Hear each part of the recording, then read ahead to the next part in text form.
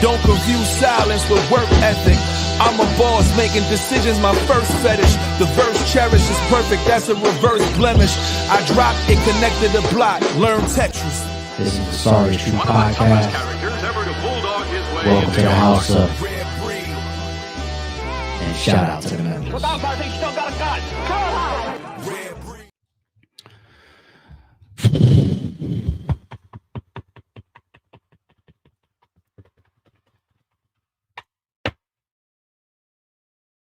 This might be a long stream. I wouldn't be surprised if this is 30, 45 minutes because we got some videos that I'm going to pull up to do a reaction to. We got some topics to discuss. Y'all see the title, The Sad Trap for Rappers, and a reason, not the, a reason they die. It's going to be a very, very serious topic. So nothing that I want to rush through at all. Y'all see the thumbnail. We're going to go past the recent controversy and discussion of Nipsey Hussle and Bigg U and the Blacc Sam interview. We're going to go past that. We're going to speak on other rappers, especially when I get to some reaction videos, of course. But once again, we're not going to rush through this one. I did ask y'all for some criticism of the stream, what type of stream that y'all liked the other day, and I seen some comments of time stamping. This is almost kind of one big topic, but there are some timestamps that I might be able to put in this one, like when we get to the reaction video and everything. So I'm going to try to do a better job on the channel for y'all of doing timestamping. All right. I happen to have a CD up here. All relevant, all part of my foundation, all relevant. What's y'all favorite song on SDE? I'm going to let people come into the chat, man. This is a serious topic here. Yo, where I'm from, they let the cartridge blast. Everybody smart and math. Loan sharks and running from the knocks and task. Streets, arts, and craft. Come on, I start to laugh because I almost case of Rich parked his ass. Now a nigga paid out, suede couch. Being a hood of things. Way out. These cats be Heathcliff. When they come around, they play mouse. Mickey and Minnie, Jerry and Tom, heavy in arms. Y'all in astonishment, looking for acknowledgement. He a snitch, throw water on him. Make sure my seeds bubble. Yeah, I'm skipping a lot. If you ain't hear me on Clue, I said I see double. Guns double text. Hoes double sex. Count and handle my money, but I double check. Bubble Lex ain't too much more I care about. Warehouse, cleared it out. Come on in. L's with my liquor. Gassing up a teller you miss her. Dealing with the old timers was a hell of a listener. Mommy is senseless. Get my moolah. I'm conscientious. Jewels, we keep frozen. You keep dozing. The wolves in sheep's clothing. Streets buzzing. V dozen. Bitches calling me husband. Saying we touched when we wasn't. Lying on her. Heard what I said. Classic. Okay. Rest in peace to Beat King. I saw that news like 2 days ago. Messed up. If y'all don't know who Beat King is, a big artist, producer / rapper from Houston.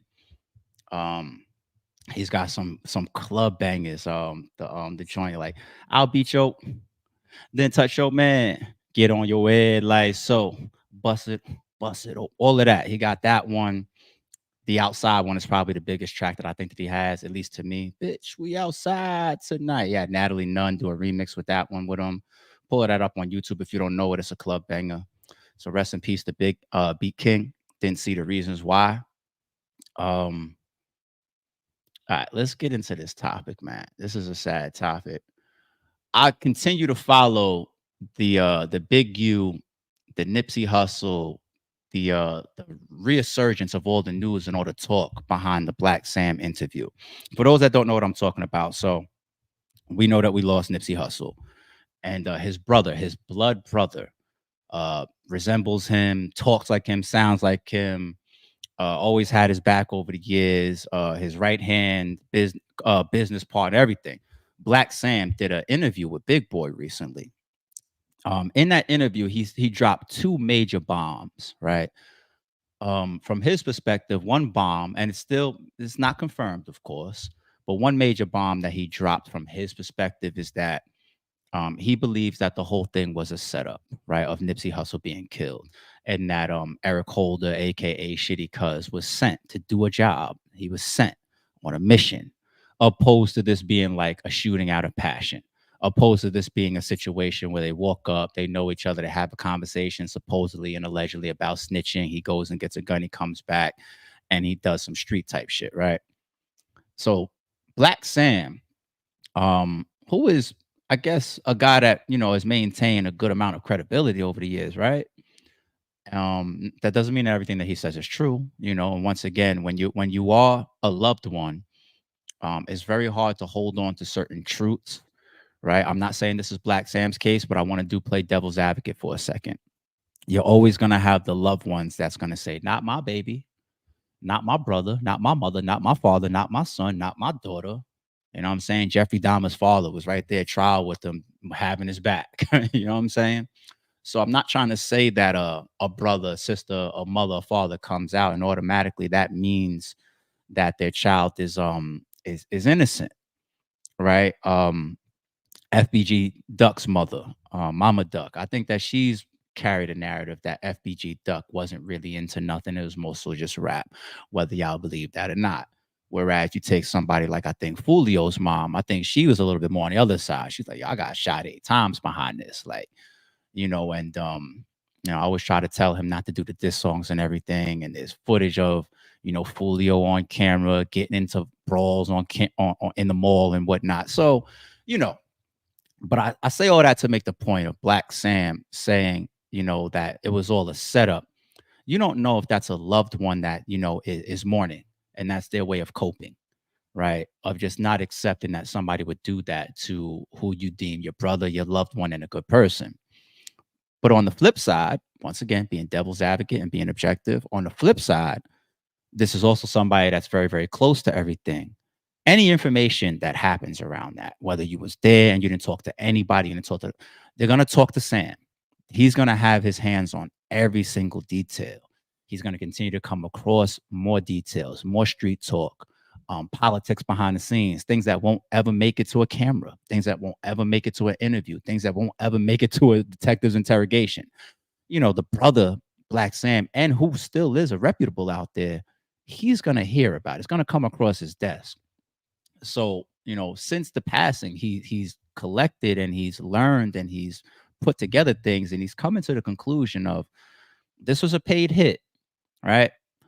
The other bomb that he dropped in this interview with Big Boy is basically saying that, just before the shooting, there was friction with some other people, and everybody at this point, the whole internet is saying he's alluding to Bigg U, and I think Bigg U himself has an old interview talking about when he had his last conversation with Nipsey Hussle. They were talking about DJ Khaled. Like Bigg U has an interview saying that himself, right?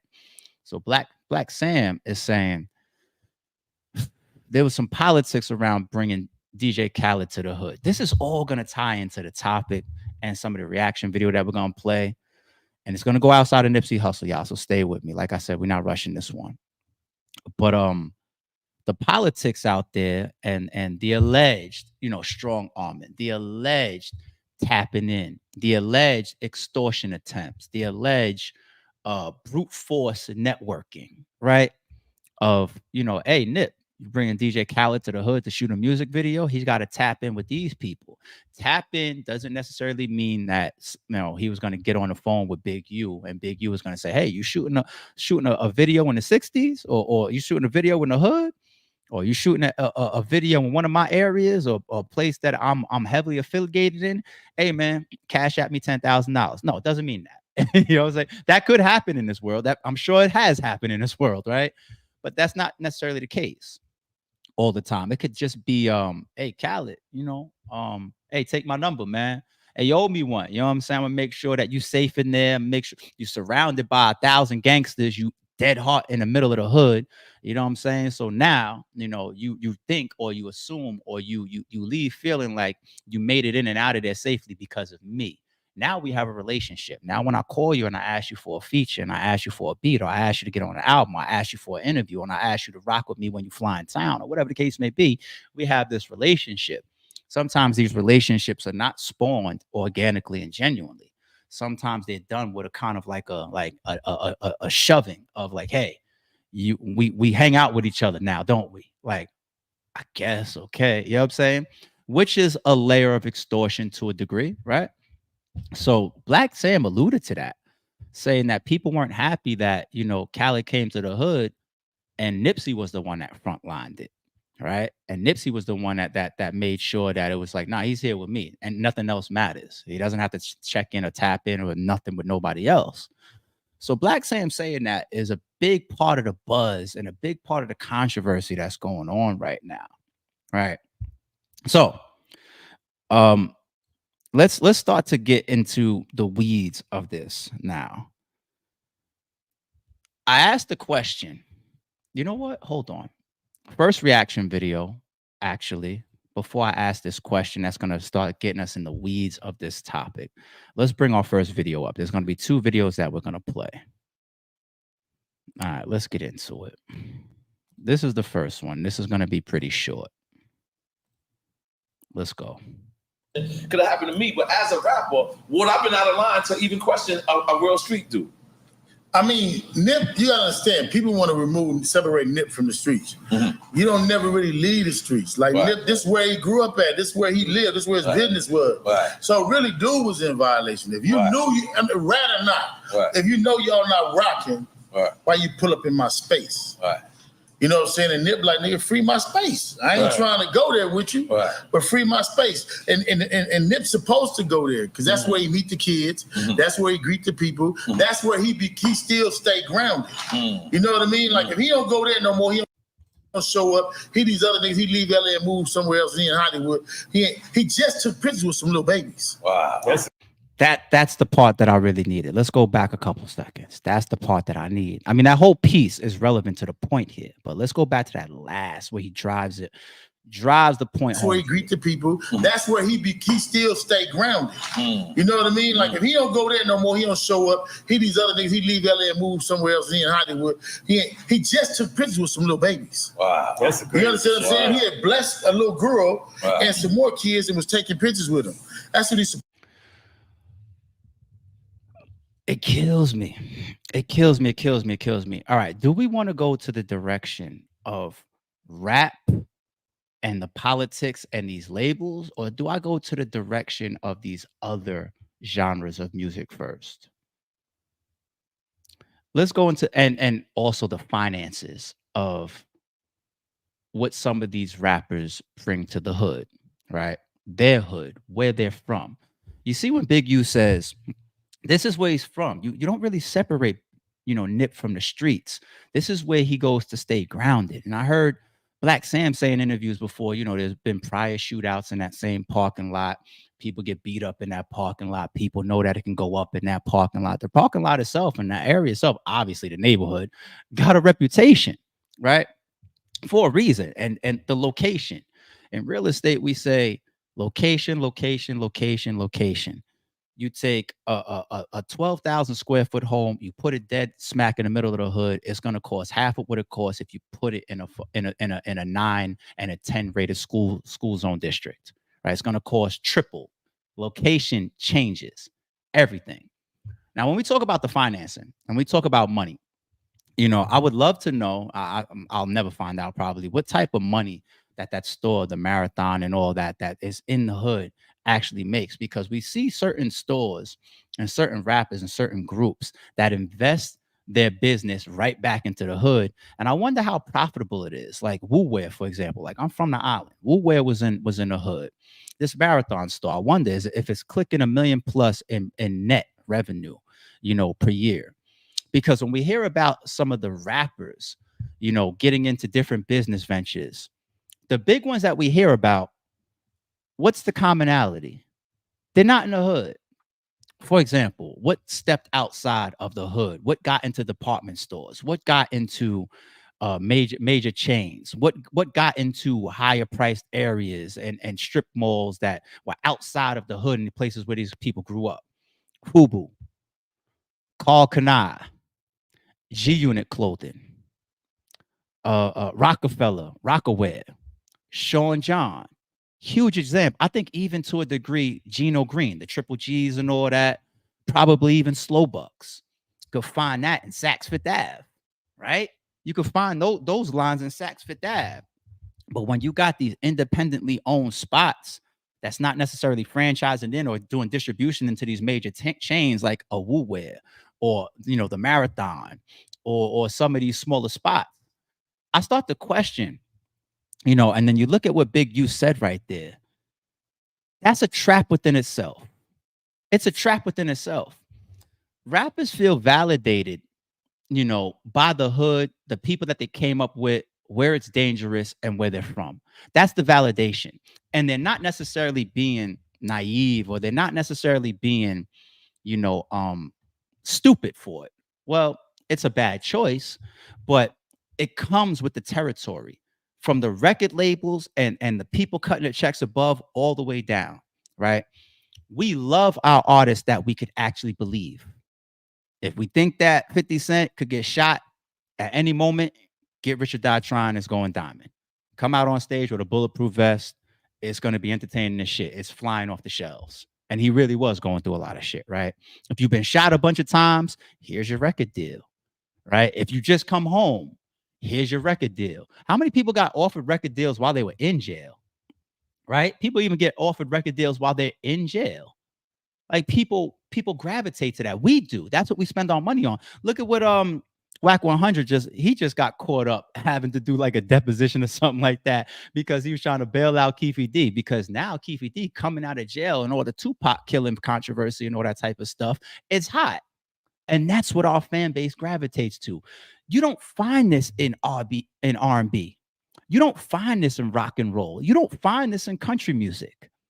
We actually generate more money, more sales, more traction, the record deals from the negativity that we can stay closer to. And this is why a lot of rappers will say being a rapper is the most dangerous job. This is why.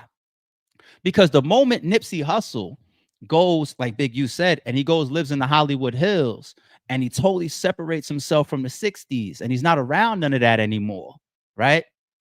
Now you start having the hood talking, the people talking, even the fans that don't even live in the hood, the people that's just buying the streams and buying the albums from the outside looking in. Oh, you don't go to the hood no more. Or you different. You switched up. Street said Hove can't come back home. You know, when I heard that, when I was back home, this is the mentality that we have, and it kills us. And the next reaction video I'm going to bring up is a reaction video to rappers that were killed in the hood. Okay, but R&B, country, rock and roll, they don't need validation from the areas that's dangerous.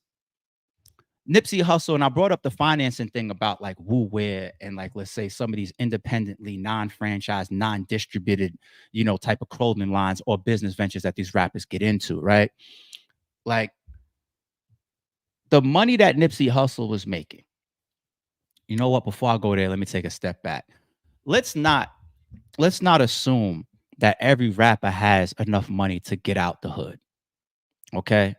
There's a lot of rappers that have died in the hood, gotten into shit in the hood, and they're just famous because their musics blow up, their music blows up, their songs, their albums go, whatever the case, a stream, some wild ass video that they do, and it just catches on, it goes viral. It doesn't mean that they're rich.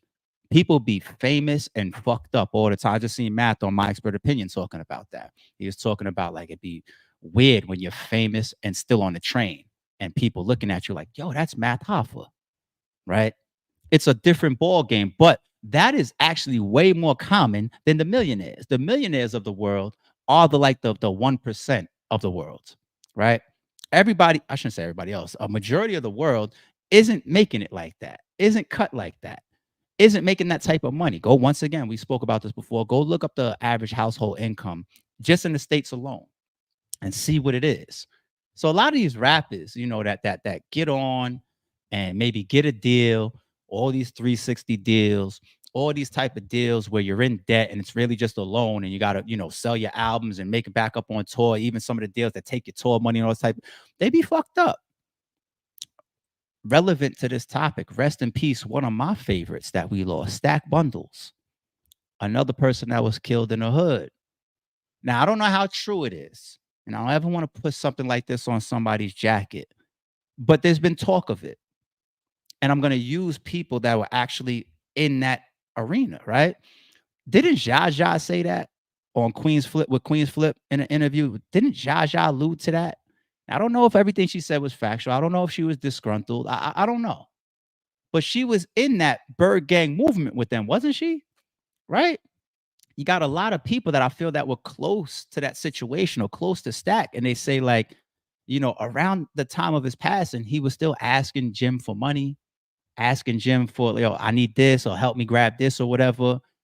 Like Stack, you know, what we saw in the videos, what I saw in the videos, what I saw in the DVDs, what I saw in the mixtapes was, you know, nice car. Like I saw pictures and videos of him in the drop top Porsche, the two-tone wagon, right? This shit that was in his raps. Like I'm well versed with Stack's music and his image and his presentation, right? You know, it pop up in the clubs with fur coats and fur jackets or whatever. But real estate is a different ball game. There's a lot of people that have the jewelry and the clothes and can go get the VIP section in the club or even have the luxury cars. Real estate is a whole different ball game. Rarely in your lifetime will you ever make a purchase bigger than a house. Anybody. Real estate is a whole nother ball game. Even acquiring a mortgage outside of the hood, you know, and once again, the better the area, the better the zip code that the house is in, the more expensive it is and the smaller it's going to be versus it being in the hood. So the people that want the nice 5, 6, 7, 8, 9, 10 bedroom cribs and all that, the one that Lil Baby just walked through in a recent joint, you know, he did some MTV Cribs type of shit. Those cribs, just to get a mortgage on them, you know what you got to show the bank? You got to show an established credit history, and you got to show that they're going to get their mortgage, their money for the next 15 to 30 years. That they want to believe that. Those underwriters will dig all into your personal finance and your business. It's not like renting a crib where you got to show 2 months of pay stubs and you know, cover your rent and show that you have at least double the rent, and then they're good to go. Some landlords don't even need that. I was one of them. I am one of them. You know what I'm saying? It depends. Everything changes. But a lot of these situations where you're talking about a mortgage, these rappers can't even, because they can't even show the consistent income. They can't show months of, like a battle rapper. They can't show an underwriter for the last 2 years, because they'd be looking at like 2 years of history. For the last 2 years, I stepped on stage every single month. It's like a guarantee. Like I battle 12 times a year. This is my long-term running career. That's why I've always been skeptical of using the word career in battle rap. It's not really a career to me. It's more like a hustle, right? There's no benefits. There's no guarantees for the battle rappers or the leagues. There's no guarantees. You could sign a contract and say like, okay, on May 14th, I'm going to get paid XYZ. But what about June 14th? What about July 14th? That's not a career to me. Right? It's not structured like a career. So let's stay all within the scope. These rappers, you know, they don't necessarily have it. And we heard a lot of talk about that with Stack Bundles still being in the hood. Not necessarily because he was staying grounded, like Bigg U just said about Nipsey Hussle, right? Now, when I go up to Nipsey Hussle, because Nipsey Hussle is of a different, you know, he's a different level than some of these guys that you might think about like a Stack. Nipsey Hussle made it to a greater height, okay? Nipsey Hussle absolutely has enough money to live almost anywhere. Now, how good and how big and how expensive is all circumstantial. But he definitely didn't have to be in the hood. Nipsey Hussle didn't have to financially. I believe that Nipsey Hussle had enough connections, a big enough name, enough fame, enough hits behind him, enough radio play behind him, enough networking where he could have went anywhere and still maintained his a good level of success to take care of himself and his family and still probably live good, live better than most, right? But like Bigg U says here, staying grounded, staying there. That's only in rap. That's only in rap. The moment that you lose your connection with the hood, we don't fuck with you anymore. The moment you walking through the hood and you get your chain snatched, we don't fuck with you anymore. Look how many rappers rap about like, yeah, I'll die over my chain, or reach and touch my chain. This will happen to you, whatever. Because your career is over if somebody snatches your chain, even though it can happen to anybody. Your career in rap, in hip hop, is over if somebody else gets on camera saying, come get your chain or come buy it back. You take a hit. Or if you get beat up, or if you get punked, them cameras is on. Even if I'm on stage, I seen what's his name? The one that 1090 Jake did the video on of saying that he was telling the one that got the songs cool when I do it. It's a problem with it 2 times. Finesse 2 times, right? I seen a video of him the other day on stage, or a clip where he's standing at the front of the stage and somebody at the front looks like they want to try to come up on stage, and he balls up his fist like ready to punch somebody in their face, right? Now, that one little punch, that one little assault could have ended his career. You don't know if that person sues. You don't know if that comes with. Look at Pooh Shiesty, right? But all these people are around. The cameras is running. I can't let you play with me right now in this situation.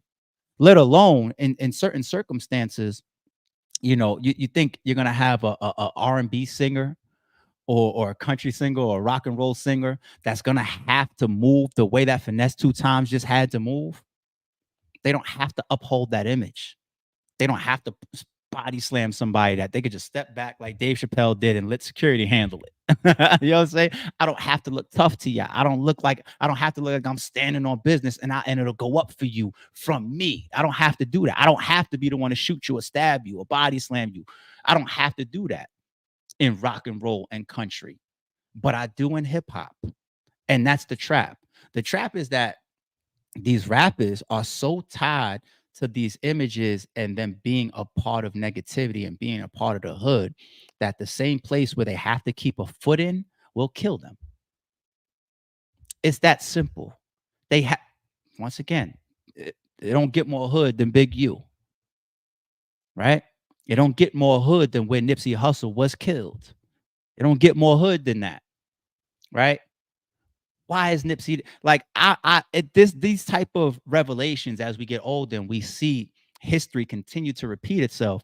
It makes me call into question something that a lot of people might look at as controversial, but the definition of insanity of putting your hand on that stove and expecting a different outcome. Dare I say that more of these rappers need to say, the moment I do not need to be there, I'm going to remove all connections.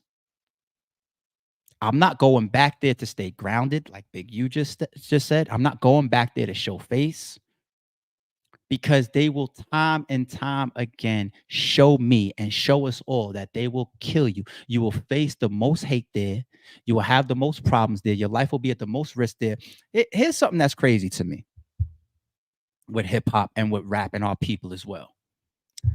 Everything that we do once we garner success and once we have enough money to move around more than we did the way that we came up, we do everything external damn near except for our surroundings. You notice that? A lot of rappers, a lot of people. When I say external, it's like the clothes you want to wear. They be Italian made, Gucci and Fendi and Louis, and right, they be Italian made. The cars you want, foreign, right? The jewelry that you want from these top-notch jewelers, some of them that gotta fly in to give you your chain and all this type of shit. Everything be so external. But as far as where you feel that you need to be, where you need to open up your store, where you need to shoot your music video, look at some of this controversy starting from, once again, Nipsey Hussle bringing DJ Khaled to the hood. That's what Blacc Sam was talking about. I need to shoot my video in a hood. Why? Because of the whole point that I'm making here. Why can't I'm living different? Why can't I just go to fucking some resort or rent some Airbnb in the hills and shoot a tip drill video and let that, you know, I'm like, why can't I just do that? Why do y'all want to strip at my credibility, my image, my success, my ability to be able to even rap the stuff that I come from, because I haven't been there in 10, 15 years? Because y'all don't see me. I seen somebody talk about that a lot. That comes from that. Al Bial smartly talked about like, oh, I haven't been over there in a long time. Like, and look at all the stuff that Al Bial has been through, Mr. Gladiator, right? But I see some of his new videos and look like they in the hood. Well, listen to Al Bial's music. He's got some drill shit in there. He's got some street shit in there. You know what I'm saying? Like the Cobra mixtape. Some of the shit that he's rapping about is real shit. Names and real shit that happened. You know what I mean? And these people be smart enough to know I can't really play like that in the hood, but your career damn near forces you to. These record labels damn near force you to. You being successful damn near forces you to. Because the moment I put out a song that says, you know what I'm saying, I don't got no ops, I don't got no problems, I just want to live a good life up here on the hills and have a good time. And even if it's a great produced song, and even if the rapping is high level, it's not going to do even half the views, sell half the streams, or push half the fucking album sales. If you're on that same song talking about, yo, XYZ, yeah, I killed him. Oh yeah, that person's gravesite, I went over there and kicked the tombstone. Oh, the video is ESTG. As y'all see, I'm a little passionate about this, and that's why I'm bouncing around with all these ESTG. I just watched the new ESTG music video. Like, it came out like 2 days ago. I watched it last night. He's got a feature on there. I don't know the name of the song. I've been following ESTG for about 2 years. I think he's a great rapper. I like his story. He's another person similar to Al Bial or many of these rappers where he's got a lot of drill type street shit. And like if you know, like that right there, what he's talking about some real shit. That right there, he's talking about something that really happened. ESTG just lost his manager and an artist from ESTG, I think within a span of like a week or 2 weeks, like both murdered, I think, and shot down in their hometown. Could be coincidence, could be totally unrelated, right? I don't think a lot of people are going to be naive and think that that's unrelated to nothing. ESTG, here's the thing. I believe you. I believe that you're a street guy. I believe that you're caught up in a lot of street shit. I believe that ESTG himself didn't get shot for nothing. You know what I'm saying? I think that because he was into shit. You know what I'm saying? Possibly still is. That whole camp, ESTG. And here's why I brought up the music video. I'm watching the music video, and during the music video, there's two people that come on camera with him, and they're completely blurred out. What is that supposed to signify to me? We're in a whole new era of drill and staying close to danger and playing with the feds and playing with street shit. This is a whole nother era that we're watching right now. What is that supposed to mean to me, ESTG? I get it if you got like, real or fake drugs on a counter in your music video and you blur that out. Or if you got a real hammer or a rifle or a handgun in the shit and you blur that out. But there's two people on camera with him for a second and they both get blurred out. If they're not supposed to be on camera, right, then they shouldn't be in a music video in the first place. No, common sense. But me as a viewer, you put this video together, you guys edit it up. Somebody even edits the cover up of these people. You guys review the video and then you put it out to the me's of the world, the people that don't know you, but I'm just watching this as a fan. What does that symbolize to me? What are you trying to symbolize to me?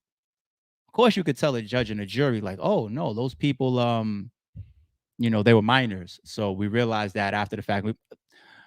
Then just change the whole scene or take them out, period. You know what that symbolizes to me?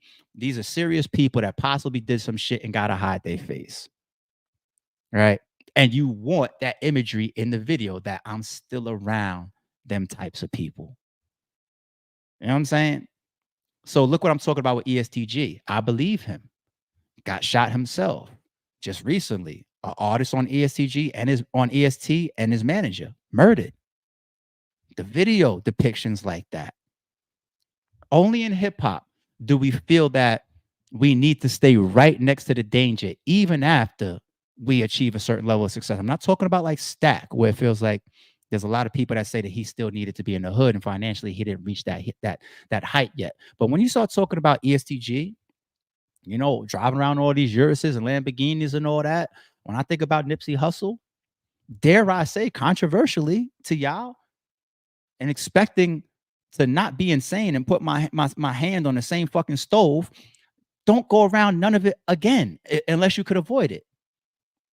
But I get it. The clicks, the views, and the staying connected to the hood is part of these people's success. Very, very few rappers, I feel like, come from that and don't have to maintain any of that image at all. Like a Jay-Z, right? Nobody looks at Jay-Z and be like, yo, when's the last time you tapped in? When's the last time you went back to Marcy? When's the last time you... First of all, Jay-Z like 50-something years old or whatever, right? So look how long you got to go to even get into that type of space. It's fucked up. You know what I'm saying? It's fucked up. It's fucked up. But a Fab, for example, I don't think Fab needs it. But how long has Fab been here? He's still walking around with his SF chains. You know what I'm saying? That don't stand for San Francisco. I don't know how much he's around them. Or, you know what I'm saying? But that don't stand for San Francisco fucking 49ers. You know what I'm saying? So let me pull this up now. This is the second video that I want to watch with y'all. Oh, man. Dare I say that get up and get out and don't return and don't. It's fucked up that you have to think, if I invest in the hood, if I open up this store in the hood, if I hang out in the hood, if I keep my one foot in the hood, if I stay connected to the hood, I'm risking my own life, but that's also tied directly to my success. How fucked up is that in the world of hip hop? Only us. We're the only ones. Takeoff's death in 2022. XXXTentacion's murder in... Now, this video right here is titled, as you see, 17 rappers who were killed in their own city.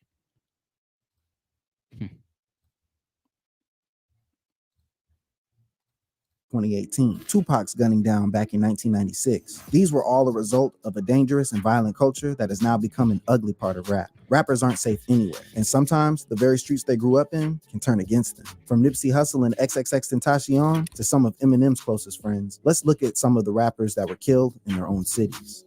Number 1, Nipsey Hussle. One of the biggest names the underground circuit has seen in quite some time. Nipsey Hussle was gunned down in his hometown of LA near a clothing store he owned on March 31st, 2019. Nipsey was well on his way to mainstream stardom when the shooting happened, having collaborated with more than a dozen industry-leading artists, including Kendrick Lamar, Drake, YG, Ty Dolla $ign, Meek Mill, and Young Thug, by the time he was 33. The murder of Nipsey sent shockwaves through his family and local community, as the aspiring artist was also well known in the community for his philanthropy and as a vocal voice against gang violence. Following his death, Nipsey Hussle was posthumously awarded a humanitarian award at the following BET Awards ceremony, along with the Best Male Hip Hop Artist Award. Celebrities including J. Cole, Ice Cube, Drake, and even LeBron James expressed their sadness and said their goodbyes, with J. Cole calling Nipsey a legend and saying this about the rapper: "Nipsey, you a legend. I respect and admire your career path and what you did for the neighborhood. My heart broke today when I saw the news. I'm praying for your loved ones. This was supposed to be the year we got one in. God had bigger plans for you."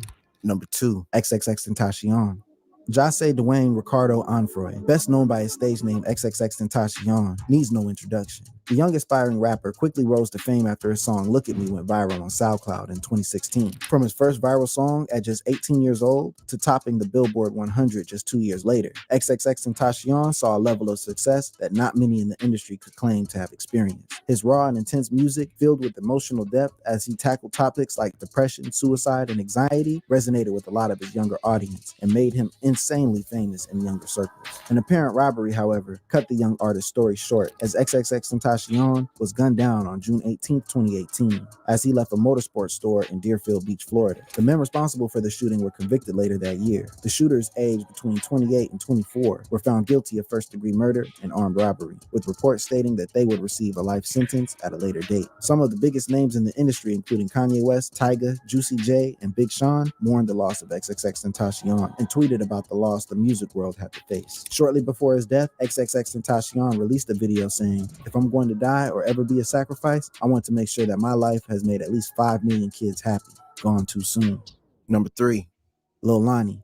Best known for his single Colors and his viral mixtape, They Know What's Going, Mississippi rapper Lil Lonnie, real name Lonnie Taylor, was shot to death while driving home. I don't even know this 29th, one. 2018. According don't to know a Lil witness Lonnie. statement, Lonnie was driving home with an unidentified female passenger when shots were fired from the rear. Kid. After Lonnie was hit, his car ended up crashing into a nearby house. Lonnie was declared dead once police arrived at the scene. The female passenger, however, I don't know who that unharmed. was. I'm Witness looking in the reports chat. state that Lonnie had spent his final moments trying to protect the passenger. A year after Lonnie's murder, in April of 2019, the Jackson Police Department announced that 2 suspects, Antoine Carr and Monya Davis, both 21, had been arrested in Texas and charged with murder. Antoine Carr and Monya Davis were later sentenced to life in prison. Lil Lonnie's death took a heavy toll on his family, as the 22-year-old rapper was saving up to buy his family a house and was once taking care of his father. During the murder sentencing in 2021, Lil Lonnie's dad refused to be present, saying that the emotional toll was too much for him.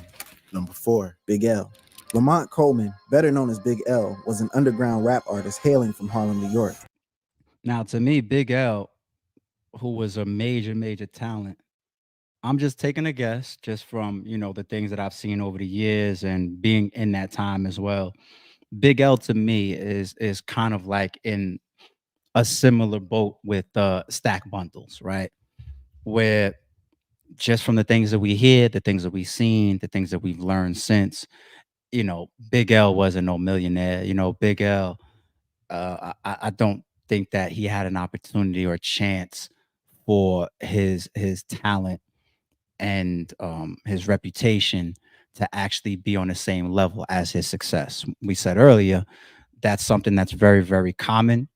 And it's a lot of smoke and mirrors, and we'd be fools to assume that just because somebody is famous, they have money. It's a lot of broke famous people. There's a lot of broke talented people. It's a lot of people that are broke and viral and have views and all this type of stuff. Bigg L, I don't think had, some type of a illustrious financial, run while he was rapping and gaining notoriety to actually get out and get himself a house on the hills. But still relevant to, being in the hood where these people are still at while they're famous.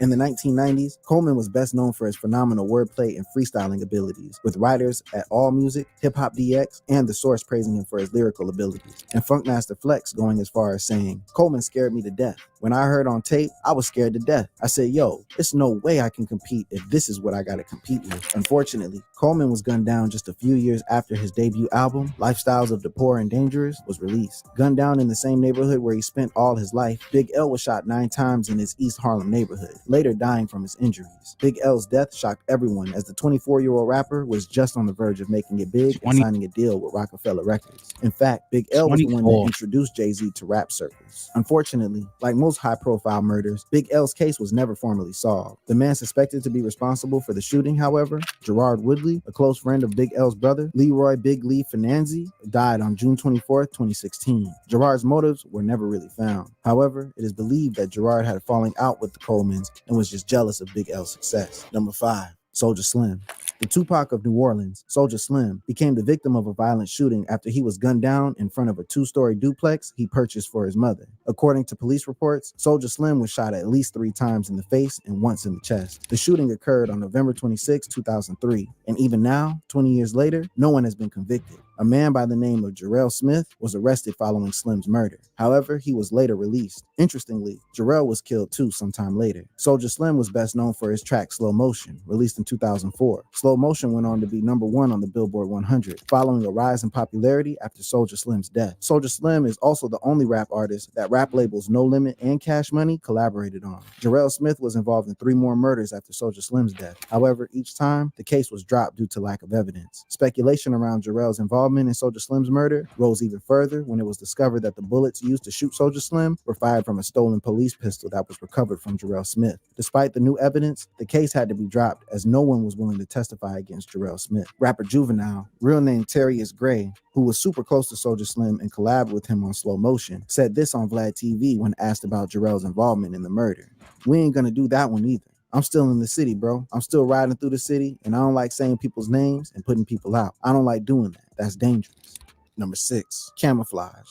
Murdered in a drive-by shooting that happened Still in May there, like you was 2003, saying, still there. Camouflage, or Jason Johnson, was a 21-year-old rapper best known for his songs Cut Friends and Laying My Stunt Down. Like most rappers that become the victim of such tragedies, Jason too was on the verge of his big break. Jason was very active in the community and had recently signed a deal with Universal Records when the shooting happened. The loss of the young Savannah-based rapper was felt heavily by everyone. Hundreds of people came out to pay their respects. Jason was famous for dressing up as Santa and getting gifts for people living in housing projects. By all accounts, he was a great guy. Unfortunately, a senseless act of violence cut his life short. At the time of his shooting, Jason was walking back home with his toddler son straight from his grandma's house. Luckily, Jason's son was unharmed despite the tragic death of his father. There are speculations that Jason was shot in response to 2 shootings that he was allegedly involved in. However, since he was never formally charged, there's no concrete proof of this.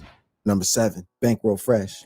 Atlanta rapper Bankroll Fresh was shot outside the Street Exec studio on March 4th, 2016. Bankroll was a big name in the Atlanta underground trap game. His murder came as a shock to everyone he knew. And what's even more shocking was how 2 years later, it was revealed that Bankroll was actually shot in self-defense. Following Bankroll's death in 2016, a police investigation concluded that Bankroll might actually have been the aggressor in the situation. Another person was killed in the altercation. However, their name was not revealed to the public. Another interesting update came when fellow Atlanta rapper No Plug confessed on an episode of Vlad TV that he had been the one to shoot Bankroll. Despite his confession, however, no arrests were ever made. Rappers from the studio where Bankroll was killed expressed their condolences, with rapper 2 Chainz saying this: "Man, I'm a fan of bruh, and always will be. I'm in shock at the moment. Senseless deaths, we just gotta stop it. I'm speaking up now."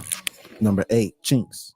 Rapper Chinks, real name Lionel Pickens, was an up-and-coming rapper signed with French Montana to join his Coke Boys crew. Just before the release of his debut album, however, Chinks became the victim of a violent shooting on May 17, 2015. Just a few blocks from his house, Chinks was driving home in his Porsche. When we talked about the financing earlier, which is always a big part of things, and we gave the example of like Bigg L and like Stack, for some reason I feel like Chinks had enough money and enough opportunity and enough connections. Now, of course, somebody like Stack, you feel like, oh, you're connected with Jim Jones and everything, but we hear some of those conversations around the finance. I don't know. I think that's very sensitive, so I want to be careful. Chinks, and then especially with French, I don't know. I don't want to be misled by the cars and the jewelry and the clothes, like we said, right? I don't know, man. I just feel like Chinks didn't have to be there either. Or maybe he did, because he was coming from an engagement, right? He was coming from a show, or, something that I think he was getting paid to do. And that's the thing too. You tend to start getting your bookings and your shows in the place where you're hot first, your local city, right? You look at I see footage of, like, I keep using Chicago rappers, right? FBG Duck, right? And I seen some of his like hole in the wall little basement performances and that you don't get booked out of state. Like, out of state don't even know about you yet. You need to make it to those radio stations. You need to be able to get on the road. You need to have a buzz or a hit that other cities and other states will actually start to look into you and want to have you come into their venues and whatnot. Before that, you got to get your friend support. Like, if you can't get your friends to rock with your shit, then you're done. You got to get your friends support. You gotta get your neighborhood support. You gotta get your city support. Then you gotta get your state support. Then you gotta get your tri-state support. And then after that, you want to try to go, national, right? And then if you can go worldwide, dope. And the internet helps that, right? Because people can be click and play on your streams and on your rap songs or your music videos from Russia. You know what I'm saying? You can live in Brooklyn. It don't matter, right? So that helps some of that. But these people, sometimes you got to think about it. They got to also stay close to their opportunities, right? It's such a fucking trap for hip hop. It's such a trap, man. Now imagine the only opportunities that you have to make some money, to pay your rent or to feed your kids this month, is some hole in the wall ass club that gets shot up once a month. Hey, New Yorkers, y'all remember the tunnel? Y'all remember how dangerous the tunnel's reputation was? Imagine you're a local New York artist, and that's like one of the primary places where you can go, pick up a quick bag for $1,000 to perform or something like that. Just imagine. The tunnel had a reputation of like, yo, good luck getting out of there without getting robbed, sliced, whatever. The wolves went there. All of the wolves. You know what I'm saying? Like the tunnel was one of the places to stay. Cheetahs a little bit. You know what I'm saying? Even in Staten Island, locally in Staten Island, Bay Street has changed a lot. And shit, I haven't even seen. I know Bay Street got a whole nother plan of them putting like building like a Ferris wheel and all that type of stuff there. But the Bay Street I come from is like when you have the club, the Wave, right? The Wave is not a safe place to be. Imagine if you're a local Staten Island rapper and that's where, you know, the only place you're getting booked to actually earn $1. You have no other job. Like, it's a fucking trap, B. It's a trap. And we some of us are stuck in it. And I could almost sympathize, not almost, I do sympathize with the ones where you have no options. You never made it to a point where you can make enough money to leave yet. I'm famous and my video's viral and people like my songs. I don't got no money in truth like that. And if I do have a $1 here, $1 there, or a nice car, some nice clothes, or a chain or two, whatever, I don't have the type of sustainable stuff. I ain't getting paid once a week, or every other week, or once a month guaranteed like that. I'm not at that sustained threshold yet. You know what I'm saying? So I do sympathize with that. But what we're really calling out here is the ones that don't have to be there anymore. And they go back there because they feel like they need to keep grounded in the danger zone. Or we as fans or as a record industry, we force that on them. You ain't shit anymore unless you still a gangster in my eyes. It's a fucking trap, B. When he was shot, leading to his death. Chinks was alive when paramedics arrived. However, he died later in the hospital. Another man that was heavily injured in the gunfight survived. And as for the assailants, they were arrested in December 2017. Long Island residents Jamar Hill, 26, and Quincy Hamir, 32, were convicted of the crime and faced charges including second-degree murder, second-degree attempted murder, first-degree assault, and second-degree criminal possession of a weapon. According to an NYPD official, the murder was motivated by a feud between Chinks and Hamir, which started almost half a decade ago when Chinks and Hamir were locked up in jail together. The feud resurfaced in 2015 after a verbal altercation took place between the two at a Chinks. Rest in peace. You know what I'm saying? So I got some Staten Islanders in here that know about the Wave, right? I know exactly what I'm talking about. We used to go to the Wave. It was a who's who to a degree. You felt cool to be there, but you knew it was dangerous as shit. It's like, but we were young and dumb. You know what I'm saying? And I wasn't trying to be no rapper. I wasn't there like I had to be or nothing like that. Another one too is the Elks in Staten Island, the Elks Lodge. Never in the harbor. Like I'll never forget that one either. It's like we used to live in that spot, but it was always that. It was always like, you know what you're walking into. You know what I'm saying? It's just, it's insane. Now imagine that these are the places where you're earning a living. Not some young and dumb kid like me that's just going like, all right, we over there, let's go. I'm talking about you have to be there to earn a living. I didn't have to be there. You know what I'm saying? I'm in school at the times when I'm going there and shit. Imagine this is what you do for a living. Performance at the South Garden Hall in Philadelphia. Following the altercation, Amir tracked Chinks' location via an Instagram post and followed him to a red light where he shot Chinks using a 9mm. Number 9, Fat Pat and Big Hawk. Houston's very own screwed up clique's Fat Pat was shot to death in his hometown at the Right. Like we hear stories of how, you know, these record labels, they'll sign you because you got some story of just getting shot or whatever. One of the first things they're going to do as they sign your paperwork is take out an insurance policy on you, a life insurance policy on you. You die, they win. You win, they win. You lose, they win. Crazy. Fucking insane, B. Age of 27. After Fat Pat's unfortunate death, his brother Big Hawk decided to step back from the violence surrounding rap culture and instead tried his best to be a safe haven for other young rappers. If anyone needed guidance, help, or leadership, they looked up to Big Hawk. As a mentor for young rappers within the Screwed Up clique, Big Hawk became known as a 5-star general. Despite his nonviolent nature and his love for peace, Big Hawk was gunned down on May 3rd, 2006, outside his friend's apartment, where he was later pronounced dead. That right there is the main thing that always makes me be objective. Tonio one up top. That's one of the main things about Nipsey's murder that always keeps me objective. We see the conspiracies. I said earlier, to be devil's advocate, that loved ones will tend to mourn and stand in a position that makes them the most comfortable with the loss. Because when you're close to somebody, it's very hard to accept, that person's faults in life, as well as possibly while they were killed. Right. I'm not saying specifically Nipsey Hussle. I'm saying in general. That's how loved ones are. Once again, not my baby. Right. That's common. That's every day. I would be the same. Right. Let it be one of mine, and they in the right. You know what I'm saying? Damn near. God forbid. God forbid. God forbid. But yeah, the kick at the end of that's what makes it look so passionate. That's what doesn't make it look like business or job or set up. So we're all giving Blacc Sam our ears right now. And there are like little small things on the internet with Bigg U that's like suspect. Like, it's not coincidence with the DJ Khaled thing, because Bigg U is talking about the same situation himself in other interviews. It's not I mean, well, I shouldn't say coincidence. The little small things, like the clip of Bigg U on camera with a couple people, and somebody comments on a live stream, "Justice for Nip," and then they laugh. It looks funny. I'm pretty sure Bigg U and those people could justify it. Maybe it was a different context that was happening before that clip that goes viral. But there's a lot of things on the internet that just make you have the question, right? You don't just up and just close the book on something. Like, you have to be open-minded.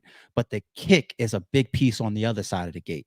I admit that, Tonio. So we're gonna stay objective. Like, we don't jump in stuff like this. We don't just jump on one side. We open-minded to both. Like, oh, it could be that, or it might not be that. You know what I'm saying? But Dead it's at crazy, 36. man. No official motive was identified by police, however, and officially the case is still unsolved. One of Big Hawk's close friends had this to say about the murder: "It's got to be either a case of mistaken identity or an attempted robbery by somebody who didn't realize who they were robbing." Hawk was all about positivity and bringing people together. Number 10, Slim Duncan. Probably one of the craziest reasons someone was killed. Atlanta rapper Slim Duncan was shot after an argument that started over a piece of candy on December 11th, 2011. According to witness statements, Slim Duncan grabbed a piece of candy from another man, which led to an argument, and then later a fist fight. The unfortunate fight ended with Slim being shot in the chest and then later dying after he was transported to a nearby hospital. Slim Duncan was one of Waka Flocka Flame's childhood friends and started his rap career by appearing on Waka's debut studio album, Flockavelli, in 2010. Duncan's profile status as a rapper went up as a member of Gucci Mane's Brick Squad 1017 that same year went viral with the song Twitter That. The person responsible for shooting Slim Duncan. Yo, Treehouse. I'll be feeling the same when I hear stuff like that. When I be like, yo, over a sneaker, over a spot standing in line, over a parking spot, over a piece of candy. So there are, once again, we got to be real. There are scenarios where it be that simple, and it's like, damn, life is too precious. But there are scenarios where these articles, these news channels, these blogs, these videos, they're going to report it like over a piece of candy, right? But it don't be specifically over the piece of candy. It be sometimes over, I need to maintain my reputation, right? You just laughed at me in front of 1 million people, right? And these 1 million people, they're the ones that keep me strong. Now, if I don't do something right here, if I don't react a certain way, I lose strength, which means that I then become food for the wolves. You know what I'm saying? Oh, you stepped on my sneaker. Like, I don't know. If I don't check you right now, are you gonna come back for my chain? Like, you know what I'm saying? Like, it be big as shit. Some of it, a lot of it sometimes be machismo, but we be feeling like we gotta live up to something and check stuff because it can escalate, or it's tied to our image or our reputation or the people that we're around. And it's also the way that we grow up. We have an aggressive nature. We do have an aggressive nature to us. Like if you look at us, if you stare at us on the subway, our reaction is the way we're bred, it's the way that we come up, it's the way that we live. It's like, yo, what the fuck are you looking at? That's our reaction. Like, how many of, like, I'm from New York. I've been in that situation 1 million fucking times. I've been asked, what are you looking at? And I've asked people, what are you looking at? 1,000. It's like common. It's like fucking common. Now, God forbid, if something happened to one of us from one of those stupid situations, it pops up in the news of this person was hurt or killed or whatever over staring. And then it reads to us, it's like, what? But we're trained for that. We're bred for that. We grow up like that. Like, you can't allow somebody to disrespect. You can't allow somebody to fuck you. You can't allow somebody to step on you. We grow up like that. And here's another one for y'all. They say if money don't change you, you ain't make enough. I believe that every person in the world should always maintain their core principles, morals, and character, and their core personality, right? But there's a lot of things that you are supposed to change, especially if you garner success. It does lower your temperament. It does. You are supposed to calm down, like where I'm at, right? In life, where I'm at in life. If you put me, the 19-year-old walking through Pathmark on Forest Avenue, and somebody bumps into my shoulder, my immediate reaction is like, yo, do we have an issue? You now put me at my age now and put me in the zip code that you know where I'm at now, my surroundings now, and I'll bump into somebody in their shoulder. Even if it's their fault, I probably would apologize to them. I changed, I evolved, I grew, I matured. I'm way less aggressive as far as my initial reaction to things that I deemed for my survival back then. You see what I'm saying? So you bump me in my shoulder right now, even if it's your fault, boom, like, oh, my bad, apologize. And we'll probably never even see each other for the rest of our life. Like that's just a moment in life where our butterfly effect cross paths. You bump me, oh, my bad, apologize. You know what I'm saying? I take pride now in being a de-escalator. I know where I will go. I know where I will go. I know what I will do. Like, we always got to keep our edge because we got to survive and we got to protect ourselves. But I know where I will go. So when you know where you will go, you don't have an ego towards de-escalating. You bump into me, you step on my shoe, and now, oh, my bad. I'm sorry. My bad. I might have had my foot in your way. I ain't gonna say that, but I'm being sarcastic. But you get my point. You get my point. It's like money is supposed to change things about you, right? Because if I put you in certain places in the hood and you're gonna be happy being loud. I put you out on the block, you're gonna be happy. How many times have we all done it? Open up your door, turn your car radio up, and y'all there creating like a little mini block party and shit, drinking and all that type of shit. Now, if I let you hit the lotto and I give you, $100 million, and then you go buy your house in the hills in some luxurious zip code, right? You think you're gonna come outside on your block, open that car door, and crank up your fucking speakers? You can't drive through my fucking neighborhood with no loud radio. You can't even walk through my neighborhood unless you live there without somebody like. And there's nothing wrong with that. It's just a different expectation. You know what I'm like where I'm at in life, like, niggas will fucking get mad at your neighbors, will beef with you if you leave your garbage pails out on the street after garbage has been collected. You got the street looking crazy. What are you doing? You didn't cut your grass. Everybody else shit is beautiful. Why? You know what I'm saying? Your standards will adapt to your surroundings. You will adapt. You'll realize, like, oh, it's no different than walking into your place of business. Some of y'all have just regular office 9-to-5 jobs where you got to walk in and sit in a cubicle. You don't walk in there and be loud. You're not the same person that you are in your place of business than when you get out at 5 o'clock. You're not that loud. You don't use the same type of verbiage and words and slang and all that when you talk to your managers or your peers, right? It's no different. You adapt to your surroundings. So now, not just your place of business where you work. Imagine now where you live. You're going to adapt to the neighbor saying, oh, howdy, Jim. How's everything? Good morning. You adapt. Because when your neighbor's sitting across the fucking cul-de-sac staring at you, you know what I'm saying? You don't be like, yo, what the fuck is you looking at when you live in Beverly Hills?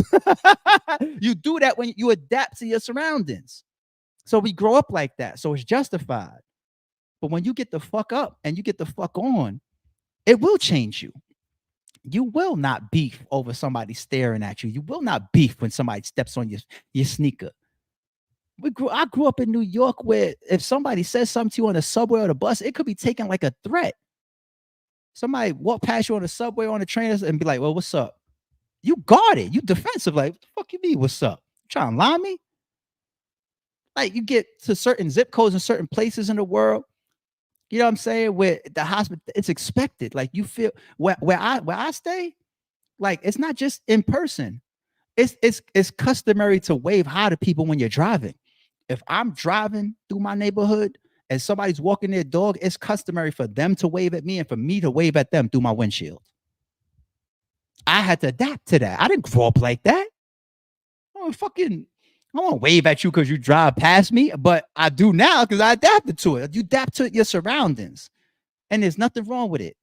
So you go from beefing over that piece of candy, which was really the beginning of it. But really what's on top of that candy is who we are, what we are, how we grew up, how we survive, how we're trained, how we live, what we believe in, what our peers do, what our friends do, what we were taught. And then you change and then you adapt and you realize like that candy, I'm getting aggressive over that. Nah. And it don't make you a punk neither. Where we're from, you's a sucker and you fooled. If you don't slap this nigga or hem him up or say something for him stepping on your sneaker, you a herb if you don't address it. You want to get to the place where when somebody step on your sneaker, that person might fuck around and be like, oh, my apologies. Hey, what's your Cash App? That's where we all want to be, no?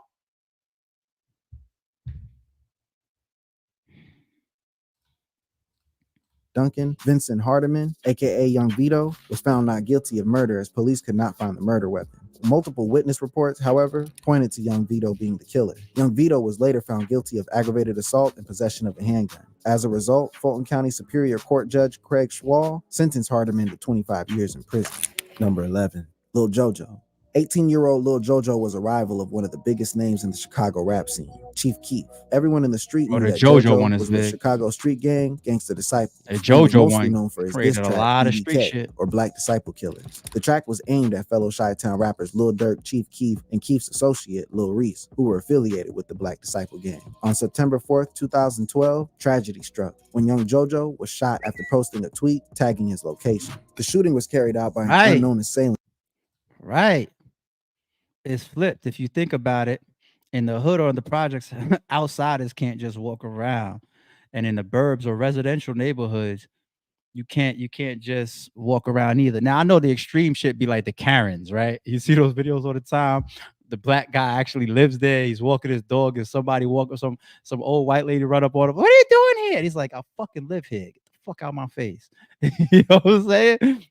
But like, it's not going to be easy for, I don't want to ever encounter that, okay? Because some of that be feeling racially charged, okay? So I don't want y'all to take my point the wrong way.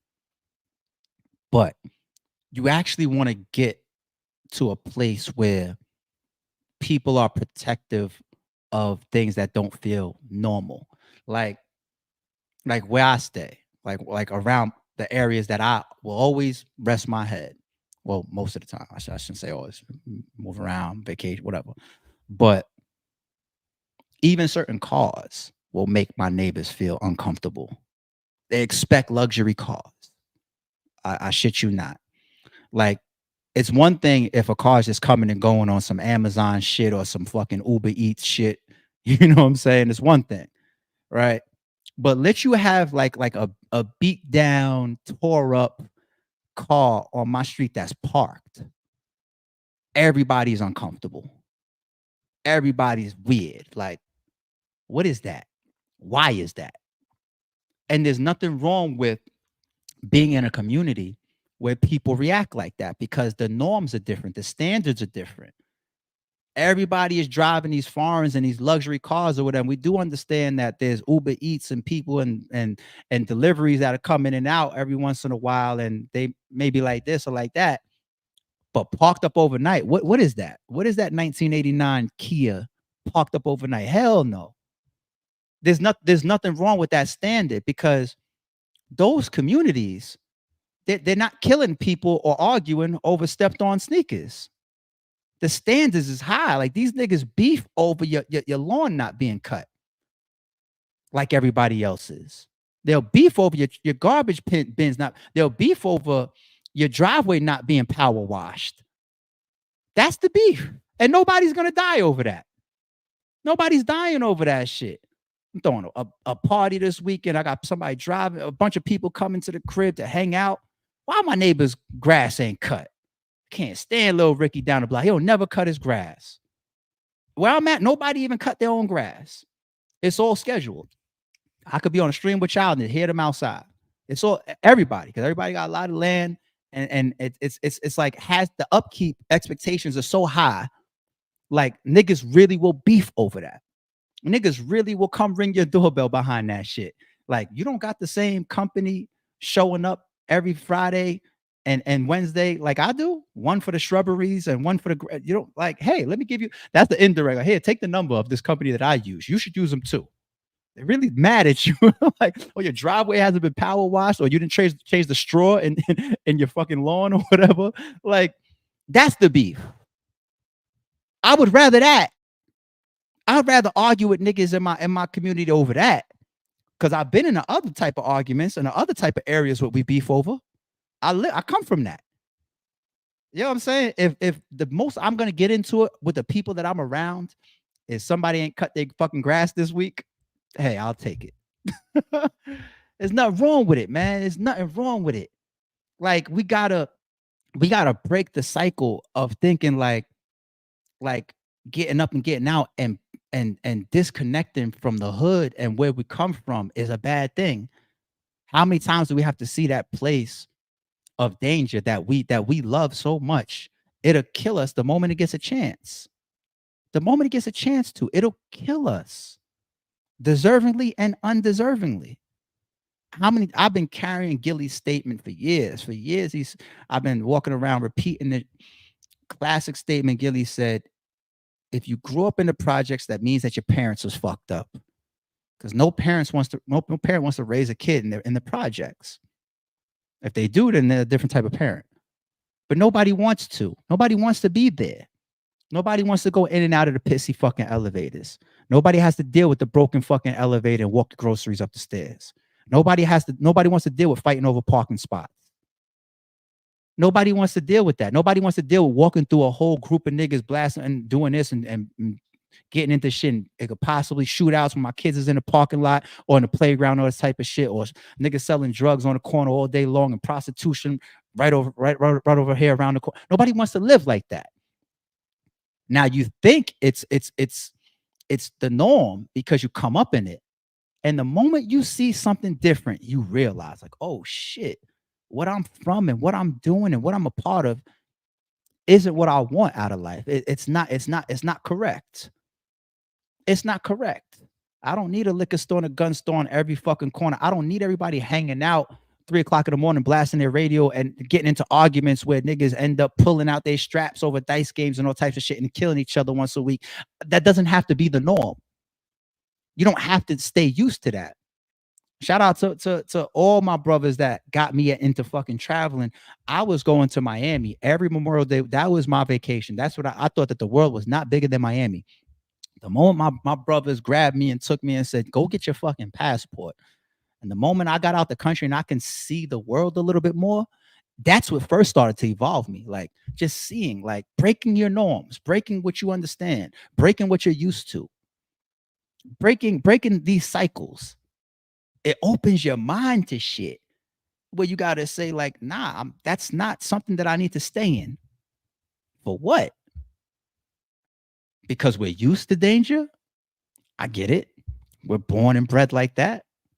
But how do you get so used to death, destruction, and danger that you just say, this is where I belong? That's a fucked up cycle. Don't teach that to our kids. Teach them how to survive where they are, but teach them that we don't want to be here, because this whole system is structured for our fucking collapse in these areas.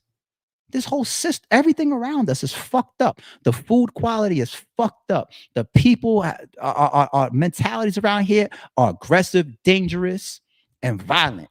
The fucking the opportunities around here low. The income around here low. The crime up. Everything around here is built, structured, and geared towards me dying or failing.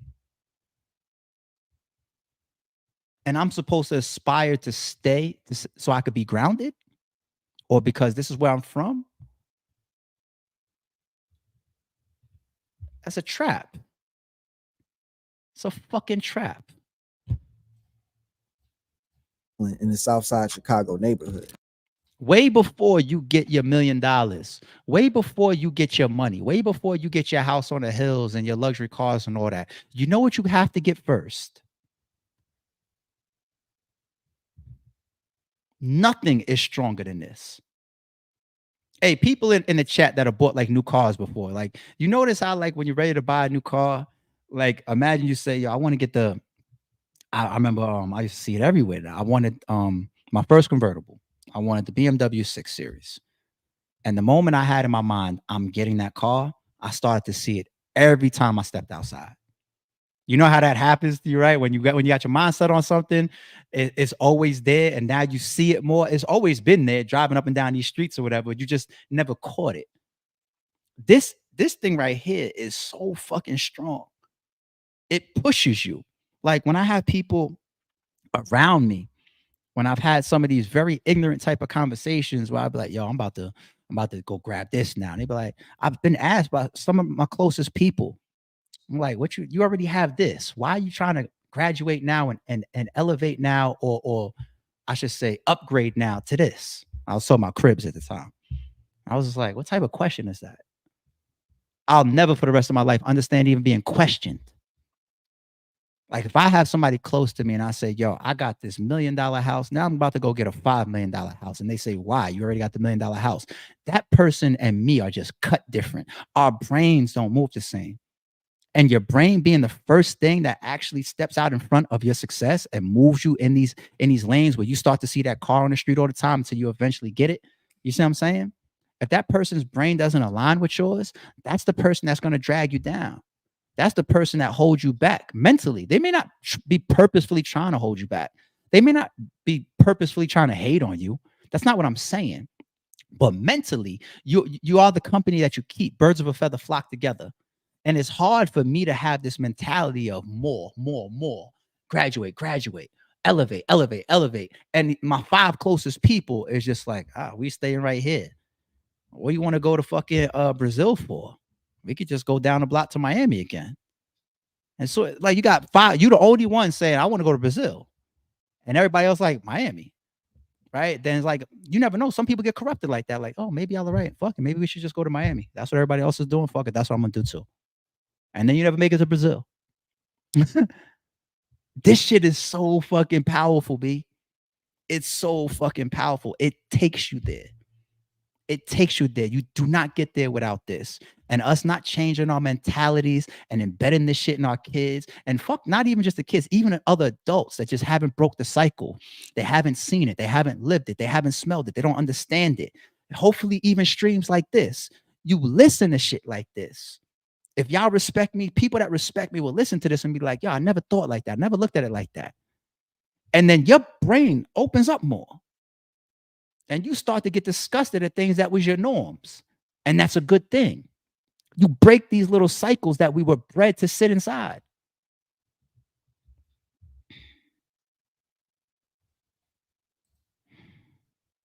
Following Lil JoJo's death, the Gangsta Disciples assembles the best account of what happened that unfortunate death night. video, right? I mean, Number say that and then go 13, back. Lil Snoop, a Darren Rock Crazy. group split up. Number 15, Ty, Doughboy Rock. Doughboy Rock was either going to be This Kid is Hood's all death sad, was also man. the reason This about the is rap. all sad. Dolph was just so special. Dolph. He would take Dolph the is rap to his big. community as much as he could. Dolph's producer had this to say about the rapper. Dolph was just so special. He would take the breath out of you. The Dolph He was a one is real big. stand-up dude, and people love being around real people. A local cookie store for his moms.